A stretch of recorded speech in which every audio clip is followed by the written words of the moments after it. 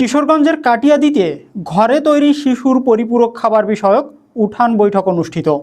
কিশোরগঞ্জ থেকে সবুজ বাঙালি তথ্য ও ভিডিও চিত্রে দেখুন বিস্তারিত। কিশোরগঞ্জ জেলার কটিয়াদী উপজেলার বনগ্রাম ইউনিয়নে বনগ্রাম উপস্বাস্থ্য কেন্দ্রে সকাল 11টায় Bangladesh breast feeding foundation BBF এর আয়োজনে ঘরে তৈরি শিশুর পরিপূরক খাবার বিষয়ক উঠান বৈঠক অনুষ্ঠিত হয়। Bangladesh breast feeding foundation Mohakhali এর প্রোগ্রাম অ্যাসিস্ট্যান্ট অফিসার ইসমতারা ও lactation management assistant officer Marina ঘরে তৈরি শিশুর পরিপূরক খাবার বিষয়ক উঠান বৈঠক শিশুর খাদ্য তৈরি করে এবং মহিলাদেরকে মায়ের দুধের পাশাপাশি বিভিন্ন শিশু খাদ্য তৈরি বিষয়ক প্রশিক্ষণ প্রদান করেন। ইসমতারা বলেন, বাংলাদেশ স্বাস্থ্য শিক্ষা ও পরিবার কল্যাণ বিভাগ, স্বাস্থ্য পরিবার কল্যাণ মন্ত্রণালয়ের অর্থায়নে আমরা কটিয়াদী উপজেলা বনগ্রাম সহ বিভিন্ন ইউনিয়নে মায়েদের এই সেবা দিয়ে যাচ্ছি। তিনি আরও বলেন, আমরা প্রশিক্ষণের পাশাপাশি প্রতিটা উঠান বৈঠকে 30 জন করে মা ও শিশুকে প্রয়োজনীয় শিশু খাদ্য এবং 2 হালি ডিম, 1 লিটার সয়াবিন তেল, 1টি করে নেইল কাটার, 1টি সাবান, 1টি বাটি, 1টি চামচ সহ 2টি শিশু খাদ্যের বই বিতরণ করে থাকি শুধুমাত্র মায়েদের সচেতন করার জন্য। কাজ করে থাকে, এটা বাচ্চার ঝুঁকিটা কমিয়ে দেবে।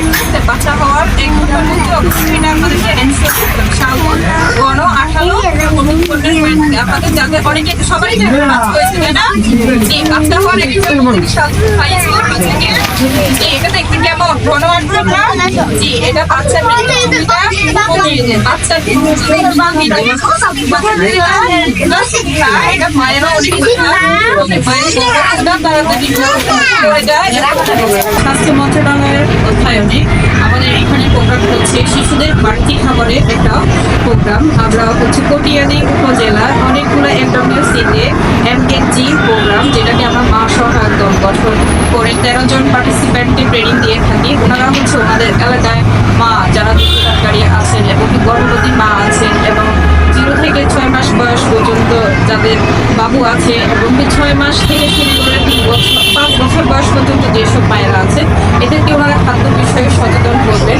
কারণ হচ্ছে 6 মাস পর্যন্ত বাচ্চার জন্য শুধুমাত্র মায়ের ব্রেস্ট ফিড যথেষ্ট, মায়ের দুধই যথেষ্ট এবং 6 মাস পরে গিয়ে 2 বছর পর্যন্ত মায়ের দুধের পাশাপাশি বাচ্চা হচ্ছে ঘরে তৈরি খাবার খাবে। ঘরে যা তৈরি হয় তাই খাবে, সেগুলো বাচ্চার উপযুক্ত করে মায়েরা রেডি করে খাওয়াবেন।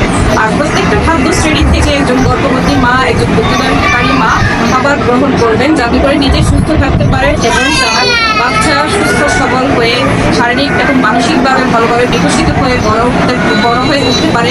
সেই আমরা এখন বাংলাদেশ ব্রেস্ট ফিডিং ফাউন্ডেশনের পক্ষ থেকে বনগ্রাম উপস্বাস্থ্য কেন্দ্রে শিশুদের বাড়তি খাবারের একটা প্রোগ্রাম করছি, যেটা অবস্থান করতেছে বনগ্রাম, কটিয়াদী, কিশোরগঞ্জ।